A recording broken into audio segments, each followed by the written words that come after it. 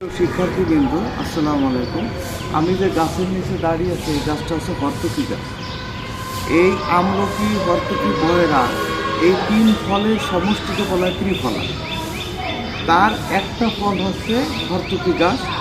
এই গাছে অনেক হর্তকি ধরেছে, এই প্রচুর হর্তকি ধরেছে, এইগুলো আবার নিচেও পড়ছে। এই যে আমি দু একটু দেখাচ্ছি।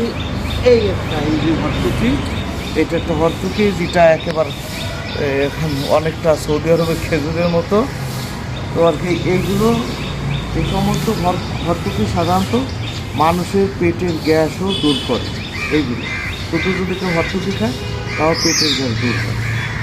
তো আর কি আরও এখানে অনেকগুলো পড়ে আছে। এই একটা এখানে আছে, ঠিক আছে। এখানে খুঁজলে আরও হয়তো অনেকগুলো পাওয়া যায়। এইগুলো সব হচ্ছে হর্তুকি। এই হর্তকি খুবই একটা উপকারী ফল।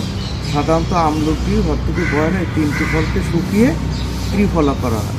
এটা প্রতিদিন রাত্রে একটা কাঁচের গ্লাস হলে ভালো হয়। কাঁচের গ্লাসে যদি একটা হর্তকি, একটা আমলকি আর একটা বহেরা, এই তিনটা ফলের তিন প্রকার নিয়ে যদি একটা কাঁচের গ্লাসে ভিজিয়ে রাখে, তাহলে ওই পানিটা খেলে মানুষের চুল পড়া বন্ধ হয়, মাথার চুল ঘন কালো হয়, কোষ্ঠকাঠিন্য থাকে না, গ্যাস্ট্রিকও দূর হয়।